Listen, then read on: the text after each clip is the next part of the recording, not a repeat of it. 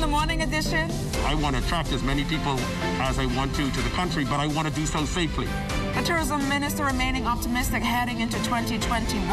Also, we look at it on a case-by-case basis. Efforts continue in providing persons with criminal records a second chance. And when we buried my mom in August, Scooter was right there. None of us dreamed he was going to join us. Paying tribute to a local basketball icon.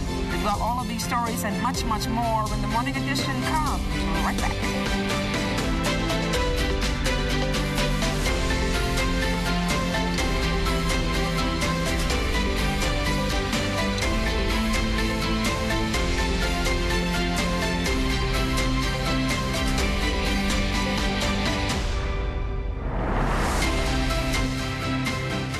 First, it's more than just our name, more than just our achievements. It's our nature, and it's where we put our customers. At Bahamas First, we've refreshed our look, but our nature remains the same. We design insurance solutions that protect our customers from life's uncertainties, whatever they may be.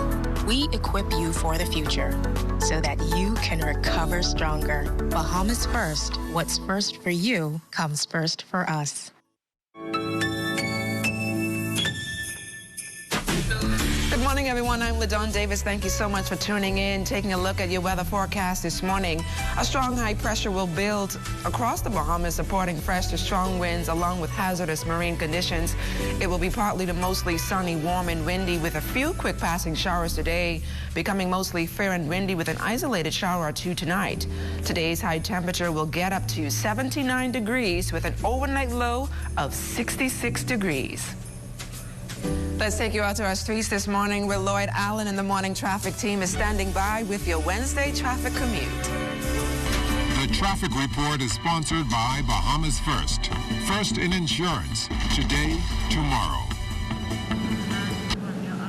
A great start to your Wednesday morning, LaDawn. Good morning, Bahamas. This morning, giving you your first look at traffic. And this one coming in from Red Berry Road on John F. Kennedy Drive. Many persons already on the streets, and I'm joined this morning by Sergeant Crescenia Johnson from the Royal Bahamas Police Force Traffic Division, who's going to talk briefly about speed in this area. Before we get to that, though, Officer Johnson, a quick update from overnight.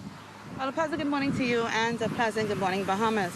Well, overnight, we had 5 incidents. It had 4 accidents involving damage and 1 accident involving injury, which involves a female officer who was injured in that accident. She has been released from hospital. There are still 24 persons who are hospitalized as a result of being involved in a traffic accident, and yes, that still includes that young infant who also was involved in a traffic accident and sustained serious injury. And Officer Johnson, just quickly, of course, this morning we know many persons utilize this area and increase their speed. What advice can you offer? Well, you know, for this week we've been out dealing with persons who are driving in excess of the speed limit. And usually when we stop these persons, one of the responses that they make, they state that, officer, I wasn't speeding, officer. But the thing about it is, we talk about driving in excess of the speed limit for that particular road and that road condition. Out here, we are on a highway, and this is usually a street that we frequent. And we frequent it because due to the high risk of accidents that take place around this area due to speed, we want to curb as much as possible driving behavior that goes against the speed limit that is in place. According to the road traffic speed regulation, the maximum speed for the Commonwealth of the Bahamas is 45 miles per hour. I said 45 miles per hour, and you see signs that are posted in these various areas. Again, according to the road traffic speed regulation, if a sign is not posted, the fastest you can go within a particular area is 30 miles per hour. In school zones, of course, we know it's 15 miles per hour. In the cities and residential areas, of course, it's 25 miles per hour. You want to drive based on that road condition that you're dealing with and the area that you're dealing with, especially those commercial areas and residential areas. Well, thank you, Officer Johnson, for that update. Of course, that's been your Wednesday traffic report. And continue to follow us. We're following a double homicide reported in the Pitt Road area. We'll have more on that later in the newscast. For the morning edition, Lloyd Allen, ZNS Network News. Thanks a lot, Lloyd. Off the top this morning, Tourism Minister the Honorable Dionisio de Aguilar is not happy with the country's arrival numbers since the tourism sector reopened last month. However, he understands the situation as the global pandemic has had a significant impact on the industry due to travel restrictions and a slump in demand among travelers. With this in mind, the Tourism Minister remains optimistic heading into the new year. Of our former self, there are impediments to travel. There is the need to get a PCR test within 5 days, which we've extended to 7 days over the Christmas. There's the need to get a visa and pay for a visa, and all of these are impediments to travel. But we feel that that's keeping the level of community spread to an acceptable level. And so, as we've rolled out on the 1st of November, we kind of maintained a relatively low number of COVID cases and a relatively low number of people in hospital. So, you know, as I say, as Minister of Tourism, I want to attract as many people as I want to the country, but I want to do so safely. So I got my foot on the gas and my foot on the brake, trying to get that right balance. Minister de Aguilar also provided more insight into the tourism numbers stack up. The team that processes all those visas were working extremely hard over this holiday. We had thousands and thousands of people applying for, especially arrival on the 27th and the 28th. Now, how that compares in total, obviously we'll be way down on 2019, but we were encouraged, first of all, that we had a system in place that was correctly vetting people, that we had the ability to process the surge in demand, and that everybody who wanted to travel on a particular day was either being approved or denied or being processed before that date of travel. And we'll see where the numbers settle at the end of the month to see, you know, how our numbers compare. The COVID-19 pandemic dealt a blow to the country's #1 industry, nowhere more evident than at the country's main airport gateway, the Linden-Pendling International Airport. However, after reopening to tourism in July, the airport's safety protocols led to LPIA being the first airport in the Caribbean to receive a COVID-19 airport health accreditation in September. We have rolled out a new contactless food and beverage ordering platform called the LPIA Marketplace, powered by Grab. The contactless platform gives travelers the ability to order and pay for food and beverage from participating airport concessionaires using their smartphones. Once the order is placed, the traveler would only have to collect their menu items to either eat at the food court or take on board their flight. Residents are being urged to adhere to the COVID-19 health and safety protocols heading into the new year. Health Minister the Honorable Renwood Wells says they will be closely monitoring the numbers following the holiday. You know, the virus has a 14-day incubation period. So whatever you do, you don't see it for anywhere from 7 to 14 days. So we'd be looking maybe in the second week in January as to how whether as a people and are just staying in the Christmas season, whether we've been naughty or nice. 4 new COVID-19 cases recorded according to the latest dashboard, all of them here in New Providence, bringing the national total to 7,846.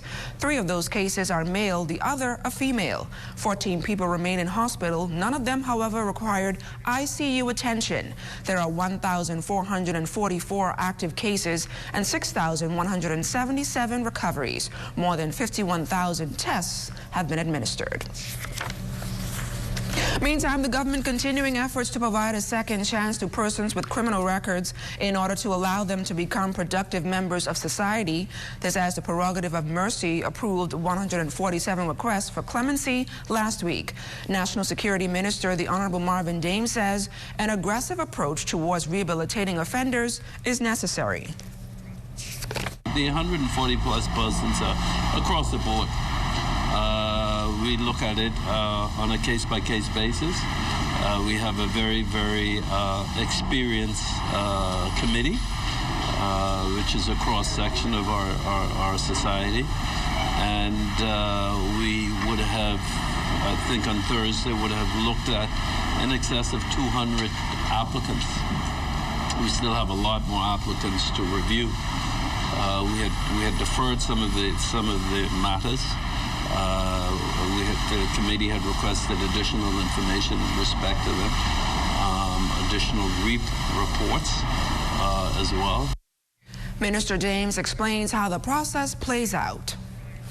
The way it works is that we get reports from the BDOCS, Bahamas Department of Correctional Services, the police, social services, and we also ask for psychiatric reports where it is warranted. If a person can convince the committee that they are indeed ready for reintegration, the committee in all likelihood will consider it strong. The government is preparing for a legal challenge against environmentalists over the issue of oil drilling, countering opposition to deal which two administrations had a hand in. A court hearing took place on Tuesday as Waterkeeper Bahamas Limited and the Coalition to Protect Clifton Bay fight to stop the drilling.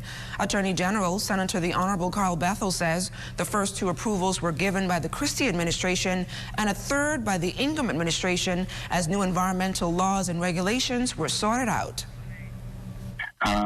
In both instances, they forced the oil company to delay, in each instance for more than 2 years, any operations, while on the one hand, in the first Christie administration, they were negotiating the borderline with Cuba.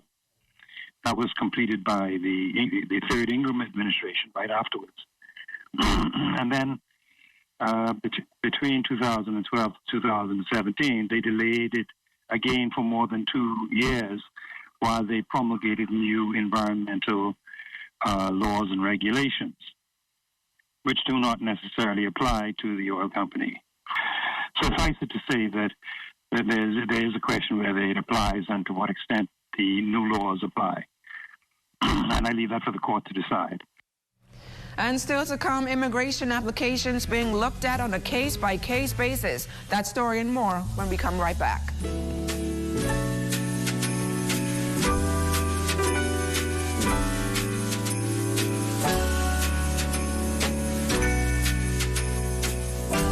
During this pandemic, it is our duty to ensure that all citizens, residents, and visitors are adhering to the COVID-19 safety protocol. Restaurants may operate utilizing curbside pickup, drive-through, takeaway, or delivery. Any establishment who allows the entry of any person not wearing a mask is liable upon a summary conviction to a fine of $500. I am Ambassador Ashanti Ruko of the COVID-19 Enforcement Unit. Save a life that may be your own. This message brought to you by the Ministry of National Security in conjunction with the Broadcasting Corporation of the Bahamas.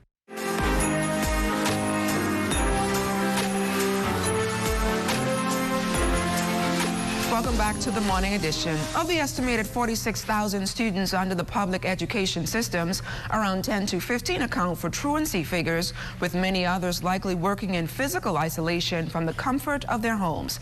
The concern of students using the internet for non-school related content is real. And according to the Minister of Education, the learning management system comes equipped with protective tools. However, there are limitations. Except for those devices which, say, have been given to the student who is on the lunch program and so on, it's almost not impossible for us to restrict those students from going on to another site. All we know is when the teacher is sitting before that student and you're not there engaged and you're no longer in there, the teacher now is questioning as to why and where have you gone. From the classroom, Minister Lloyd says teachers require students to be visible through their cameras while in class. But from the national level, a number of corporate telecommunication companies have proposed some remedies to this challenge. Minister Lloyd explains that the most promising has been with Alive in tracking students' online movements apart from work in protective protocols. And that, comes with your username and being able to log on, and then you have certain levels of security that you cannot go past. You cannot do anything to change your grade, change your information. That's once in the system. That is only relegated to certain levels of security. We have an arrangement with Alive now, and they can tell us when those students are diverting onto those sites, and they are working with a program now for those tablets which we provide to those students to prevent that. Persons applying at the Department of Immigration will now undergo a stringent vetting process. The background information will be verified by the Financial Action Task Force, and a certain criteria will have to be met by those who make applications to stay in this country. Immigration Minister, the Honorable Ellsworth Johnson, could not confirm how many persons had applied since the pandemic, but he did say, however, that everything is being looked at on a case-by-case basis. What we're doing is we're working closely with the Ministry of Labor. One, there are some technical persons that are needed in the hotel that we're proving, and we understand that we have 40% of the population being unemployed, so we're working very closely with Labor, Ministry of Tourism, and our counterparts to ensure that Bahamians get a fair play, and at the same time, these organizations are assisted to open in the best interest of the country. Interdiction operations on Long Island and Andros deemed a success by a joint law enforcement unit, according to a press release from the Department of Immigration. Now, according to that release dated September 29, 2020, over the past 2 days, teams of officers from the Immigration Department, along with Royal Bahamas Defense Force, were dispatched to Clarencetown, Long Island, and Mars Bay, Andros, where they successfully detained 45 Haitian nationals on Long Island and 52 others in Mars Bay. On Long Island, the detainees appeared before Magistrate Joya and Ferguson Pratt in the magistrate's court. 22 adult males and 1 adult female were processed, arraigned, and sentenced to 6 months at the Bahamas Department of Corrections for illegal landing, while 1 additional adult female was sentenced to 1 year and 6 months to run concurrently for the charges of deceit of a public officer and illegal landing. Additionally, 45 Haitian males and 7 Haitian females found on Mars Bay, Andros, are expected to appear in court on similar charges. The head of the Bahamas Unified Bus Drivers Union is lamenting that while struggling with already reduced profits due to passenger limits on board as a result of COVID-19 pandemic, they face another obstacle. Here's Cleopatra Murphy. President of the Bahamas Unified Bus Drivers Union, Rudy Taylor, claims some of his drivers are being unfairly ticketed by the Royal Bahamas Police Force, acknowledging that due to a lack of bus stops in some areas, drivers have to pull to the side of the road in areas not designated as bus stops. They are having a challenge with the sidewalks being so high they can't go on the sidewalk, and of course we know that that's an offense. But that's one of the challenges they're having as well. The union president, who represents more than 100 bus drivers, feels that the construction of additional sidewalks across the island is also presenting further challenges for bus drivers who have nowhere to pull off the road, as they also attempt to observe COVID-19 safety protocols. With the new sidewalks going down, especially on Carmichael Road, we get a lot of reports. There's no lay-bys, as well as on Blue Hill Road, there's no lay-bys. So a police come behind you and you're ticketed for stopping. I had a driver, he sent me a video. With him in his bus, he was there for actually seconds, and the police officer gave him a ticket. Times he got the money from the passenger and sanitized their hands, and they sat down. The police came and gave him a ticket. Taylor says police officers should use discretion. Commissioner of Police Paul Rose says he is unaware of specifics, but suggests bus drivers obey the law. I simply would ask them to utilize the bus stops wherever they are situated. If they have an issue with, as you suggest, then I would suggest that they come and see myself or the assistant commissioner who is responsible. The commissioner of police, however, warns bus drivers to slow down and stop reckless behavior. I've seen them and observed them on Bay Street early hour mornings, appear to have been racing. And that's a regular thing, and I put them on notice. And that I'll be out there myself, along with officers, beginning in the morning, and we'll be ticketing them. So if they don't want to get ticketed, then they should abide by the rules. Asked about the perceived reckless driving of bus drivers, Taylor says all organizations have bad apples, and a group of drivers does not represent them all. We have some real professional bus drivers out there who are very courteous. And what they do is they try their best to help the public out as best as possible. Sometimes due to even being insulted. Sometimes persons want to stop right here. And if you don't stop, either you get the profanity or you could name it. It's just one thing after the other. Cleopatra Murphy, ZNS Network News. Thanks, Cleo. And still ahead, holiday business at Ahwaukee. You're watching The Morning Edition.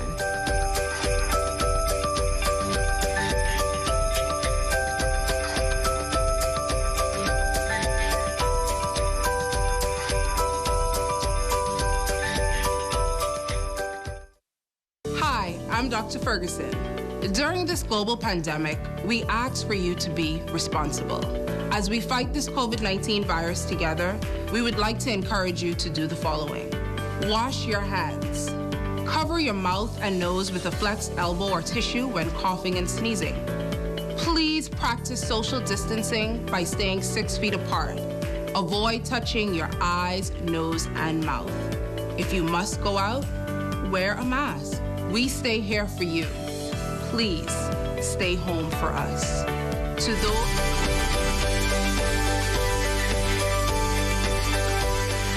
Team canvassed Ahwaukee recently to speak to vendors who say business over the long Christmas holiday weekend was pretty good despite the threat of COVID-19. However, they remain hopeful that business will pick up this weekend as well. The holidays, which we could look at it as somewhat give and take, say 20% good, 80% bad, you know what I mean? But because, the restrictions are really putting a real strain on all of the different businesses out here. And the people want to come out, but they are kind of hesitant to come because of the restrictions and the certain protocols in place, which we don't mind the protocols because it helps us to be more, to fight the pandemic. Really being a spike in business from Christmas Day up to this point. Business is being great among the Bahamian people, but very few among our visiting guests, because we know there's not so much guests in the country now. But I think that our Bahamian people showed up big time for us and support our cause being out here on the fish ride. And for the most part, they followed the protocol. 99% of the persons wear their masks. I'm trying to social distance when there was necessary. Both business owners say despite the blow COVID-19 has dealt on their businesses and finances, they are looking forward to what 2021 will bring. We are hopeful for a better 2021 because what 2020 has done to us is nothing short of catastrophic. But hopefully in 2021 we could see some kind of light. For a time and reopen it, so we lost a lot of stock. We had to keep staff very low. Sometimes it was just 1 or 2 persons to work. So we lose tremendously. Well, I have high hopes in that. 2020 is gone, and I have great hope for 2021. And I think that is going to be a good year for us. 20 families will be selected today by a panel of judges for the Ordinary People Christmas giveaways. You were all given the opportunity to recommend deserving families for these giveaways. Tomorrow, these recipients will be announced over the ZNS network. The giveaways includes BPL and grocery vouchers in the amount of $250 each per person. Judges are Cindy Smith, Managing Director of Citco Bank and Trust Company, Christine King, General Manager of The Paint Place, Portia Johnson, Senior Executive Assistant here at the Broadcasting Corporation, and Kendall Higgins, General Manager at Restview. Stay close, we've got more right after this. You're watching The Morning Edition.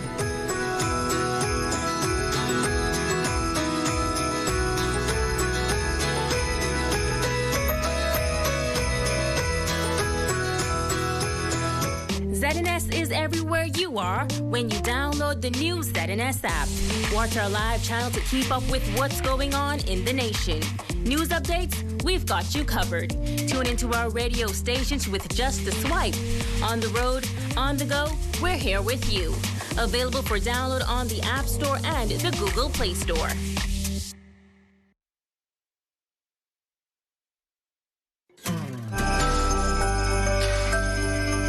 The news of a tragic incident on Christmas Day sent shockwaves throughout the capital as it put a damper or a dimmer on the festive holiday season. Husband and wife Brent and Yolanda Johnson were killed and their 2 children hospitalized with serious injuries. The loss felt even more deeply in our local tennis community as the Johnsons were an integral part of the Bahamas Lawn Tennis Association. Here's President Perry Newton. Brent Johnson was one of the Bahamas Lawn Tennis Association's top adult tennis players, winning multiple championship categories over the years in singles and doubles play. Brent served on numerous administrations in the capacity as treasurer and council member for the BLTA. Brent was also an ITF certified level 1 coach. Brent was affable, loving, sincere, and had a heart of gold. Yolanda, his wife, also had a love for tennis, playing tennis in college. She served most recently in 2018 as a director of the National Tennis Center.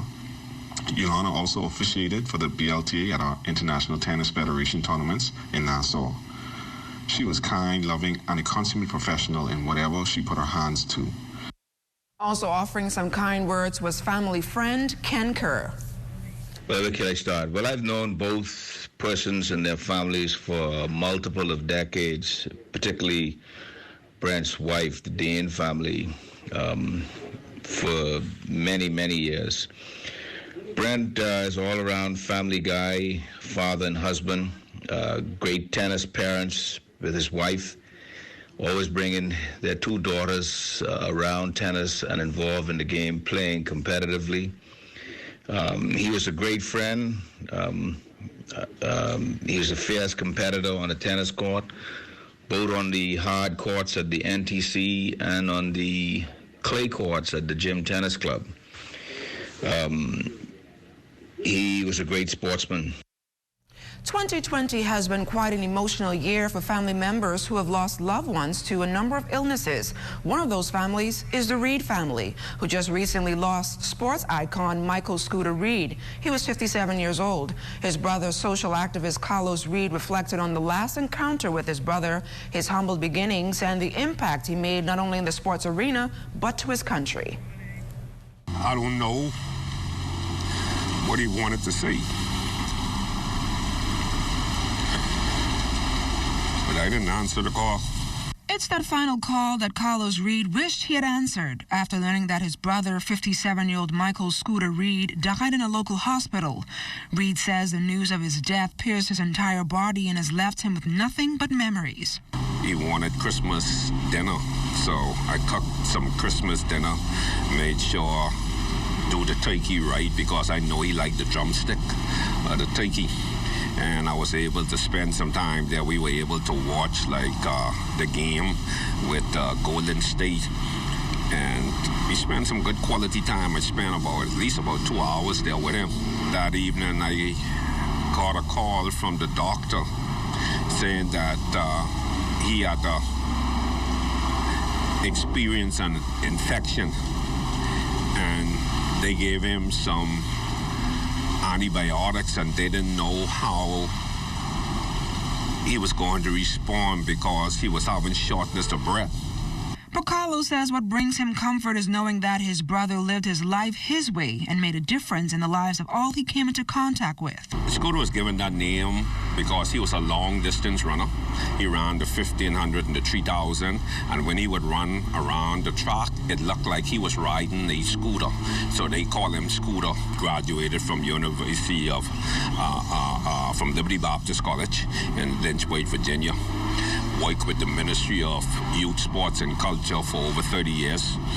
These last couple of days has shown me the impact that my brother really had on this country. The amount of persons that have sent me messages talking about how Scooter impacted their lives through some of the things that he told them, you know, some of the best athletes in this Bahamas. In August, the Reid family lost their matriarch and are still trying to come to grips with that big loss. But Reid says while this year has been one filled with heartbreak, it has taught him to appreciate life and the ones we love. Only who feels it really knows it. You know, like this year, I won't say, and I endeavor not to say that it's been the worst year of my life, but I've cried so much this year than I've cried in all the years that I've been on planet Earth combined. This was a painful year for me and my family. You know, when we buried my mom in August, Scooter was right there. None of us dreamed that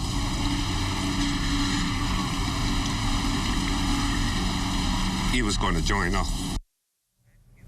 Police on the scene of a crime on Pitt Road. Lloyd Allen joins us live with the latest.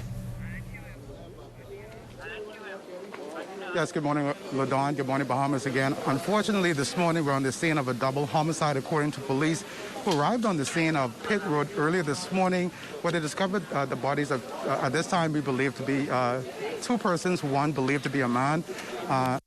Heard so far on the scene is that one of them is likely a resident in the area. Now, police have not updated us on the details of this latest homicide, but we're waiting for that information. Of course, many residents out here, several persons concerned, and one gentleman particularly saying that they've killed his brother, and he is likely the brother of one of those victims. But at this time, no more information we have at this time, and we're waiting for more details from police. But of course, reporting here from the Pitt Road for the morning edition, Lloyd Allen, ZNS Network News. Thanks a lot, Lloyd, and that's a wrap for us this morning. For the entire morning team, I'm LaDon Davis. Make it a great day, everyone.